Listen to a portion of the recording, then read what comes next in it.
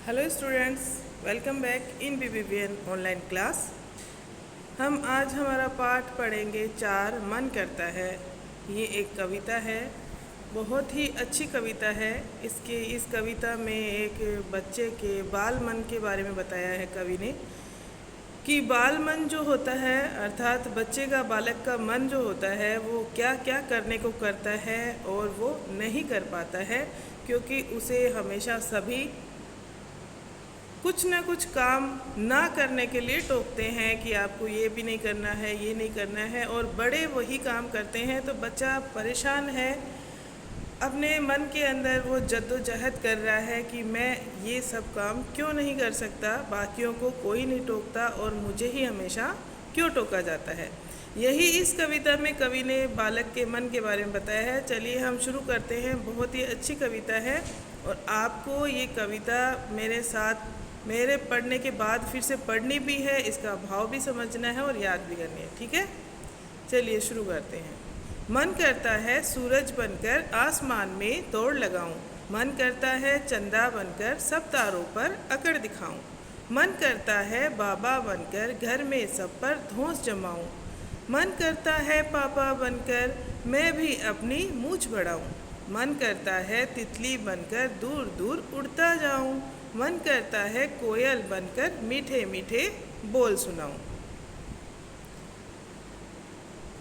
मन करता है चिड़िया बनकर चींची चूचू शोर मचाऊं, मन करता है चरखी लेकर पीली लाल पतंग उड़ाऊं। सुरेंद्र विक्रम की यह कविता है, बहुत ही सुंदर कविता है। बालक का मन देखिए क्या क्या करने को करता है।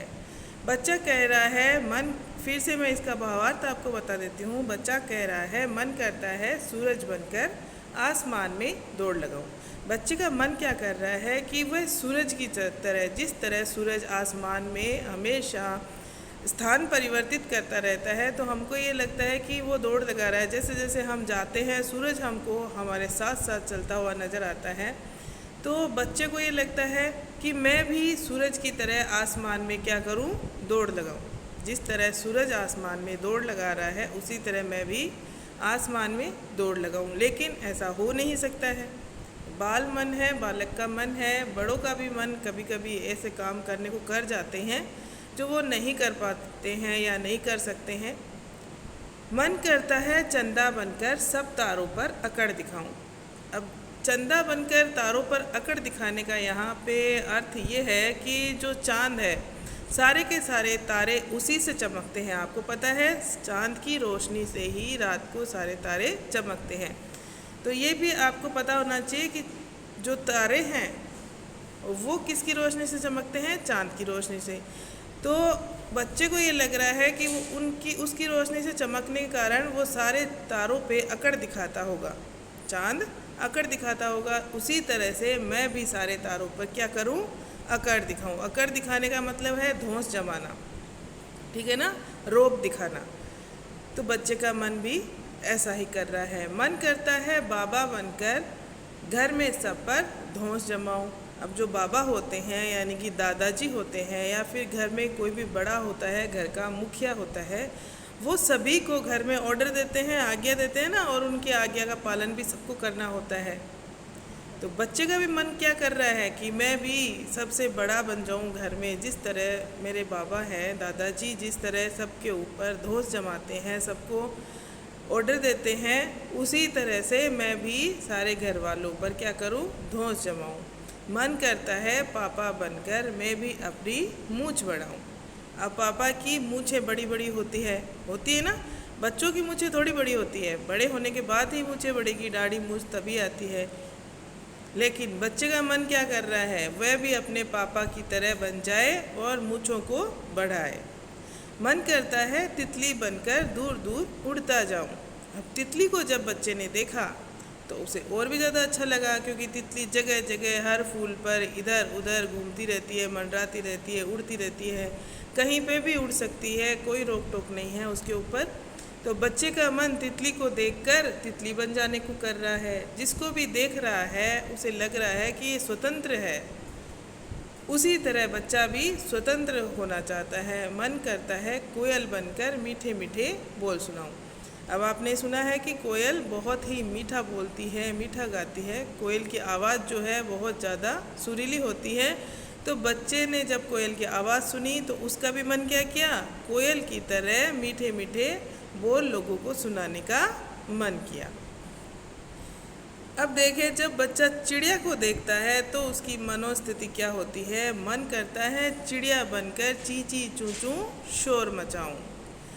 अब जिस तरह से अब घर में आप लोग शोर मचाते हो तो मम्मी पापा सब आपको टोक देते हैं ना कि शोर मत मचाओ, चुपचाप बैठे रहो।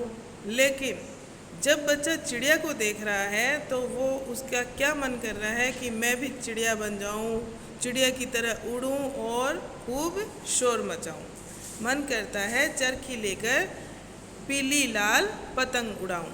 और बच्चे का जब किसी को पतंग उड़ाते हुए देख रहा है तो पतंग उड़ाने का मन कर रहा है, वो भी अलग अलग रंगों की पतंग। और क्योंकि पतंग छोटे बच्चों को जल्दी से उड़ाना नहीं आता है, ये भी एक तरह की कला है, सीखना पड़ता है इसको।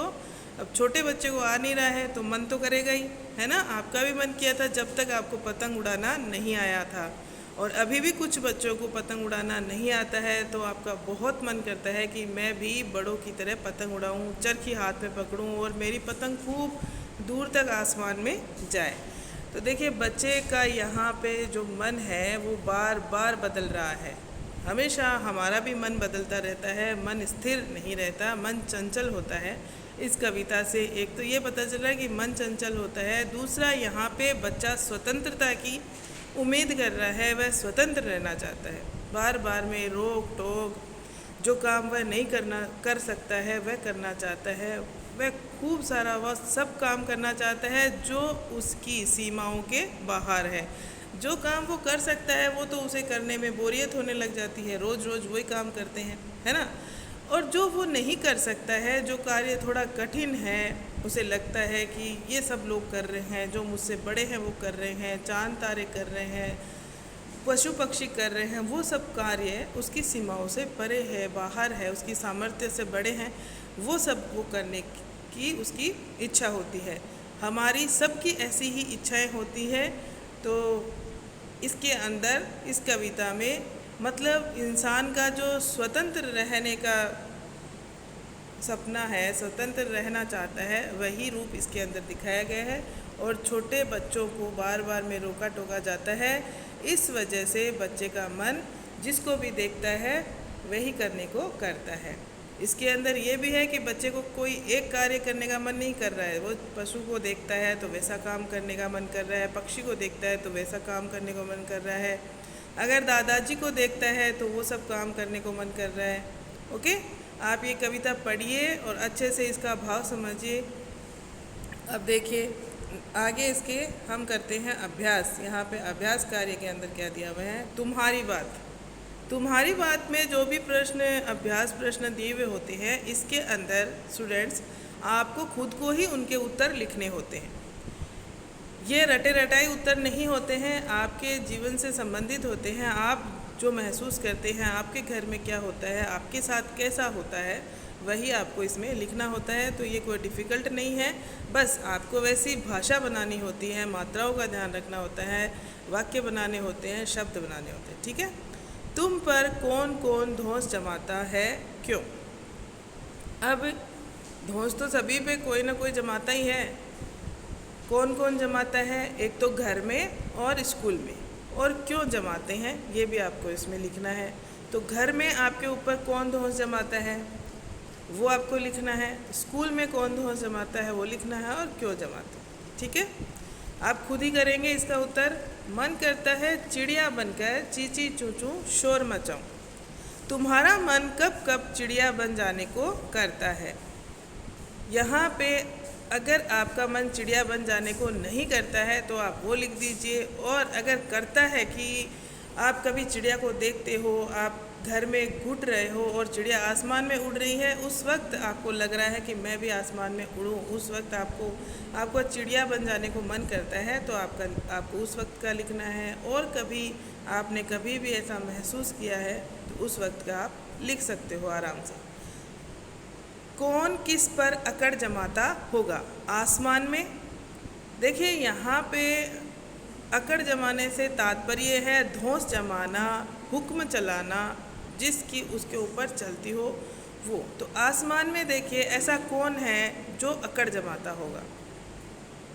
तो आसमान के अंदर बाज पक्षी जो है वो सारे पक्षियों पर अकड़ जमाता होगा।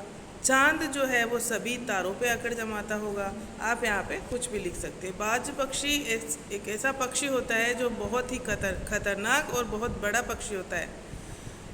किसी भी दूसरे छोटे पक्षी को वो मार सकता है, उसको दबोच सकता है, इसलिए वही ऐसा पक्षी है जो आसमान में सारे पक्षियों पे अकड़ जमा सकता है। जंगल में आप सभी जानते हैं जंगल में कौन अकड़ जमाता होगा? जी हाँ, जंगल में जंगल का राजा शेर सभी पशुओं पे पक्षियों पे वो अकड़ जमाता है। नदी में कौन अकड़ जमाता होगा? नदी में मगरमच्छ एक ऐसा जीव है, पानी में रहता है वो, और बाकी जीव भी पानी में रहते हैं नदी के अंदर, जैसे मछलियाँ रहती है, मेंढक वगैरह रहते हैं। वो सब छोटे छोटे होते हैं मगरमच्छ के सामने। और मगरमच्छ आपने देखा है कभी? बहुत बड़ा उसका मुंह, उसके दांत, उसका जबड़ा इतना खतरनाक होता है कि एक बार में ही वो निगल जाता है बड़ी से बड़ी मछली को। तो नदी में मगरमच्छ बाकी मछलियों पे धौंस जमाता होगा। खेल में जो बड़े बड़े लड़के लड़कियां होती हैं वो छोटे बच्चों पे धौंस जमाते होंगे। ओके। स्कूल में आपके ऊपर मॉनिटर धौंस जमाता होगा, क्योंकि मॉनिटर के पास पावर होता है कि कोई भी बात करे तो उसका नाम नोट कर लेना, मैडम को बता देना। तो वो कभी कभी मॉनिटर जो है वो आपको डरा भी देता है, मैं मैम को बोल दूंगा, आपका नाम नोट कर लूँगा, है ना। तो मॉनिटर आप पे धौंस जमाता है। घर में आपके ऊपर कौन धौंस जमाता है? आपका बड़ा भाई या आपकी बहन या छोटा जो भी है, आपको वो लिखना है। Okay students. नेक्स्ट देखिए मूछें। यहाँ पे मूछें दिखाई हुई है, ये आपका क्रिएटिविटी का टाइम है। आप मूछें आराम से बना सकते हो। तुम्हें तरह तरह की मूछ देखी होगी, तुमने तरह तरह की मूछ देखी होगी। यहाँ तुम्हारे लिए एक मूछ बनी है। कुछ मूछें तुम भी बनाओ और सभी मूछों को अपने मन से नाम दो। देखिए आपके घर में पापा हैं, दादाजी हैं, चाचा हैं या आपके मामा हैं, किसी की भी मूछ आपको डिज़ाइन में बहुत ज़्यादा सुंदर लगती है, अलग अलग तरीके की मूछें होती हैं, तो उन मूछों के चित्र आप आराम से बना सकते हैं। वो बनाएंगे, फिर उनके नीचे लिखेंगे दादाजी की मूछ, पापा की मूछ, मामा की मूछ, जो भी है, 2 मूछों के चित्र बनाना। आसान है ना? हाँ ठीक है। नेक्स्ट देखिए, नीचे आइए आप, पेज नंबर आपका 32 पे। पता करो तुम्हारे घर और स्कूल में किसका क्या करने का मन करता है। अब आपको क्या पता करना है कि आपके घर और स्कूल में किसका क्या करने को मन करता है। ये आप खुद करेंगे, नाम लिखेंगे उसका और इधर मन करता है ये लिखेंगे। नीचे वाले जो प्रश्न हैं इनकी आपको जितना आता है वो आप कीजिए, बाकी मैं आपको PDF भेजूँगी, उसमें से कर लेना। Okay students, thank you.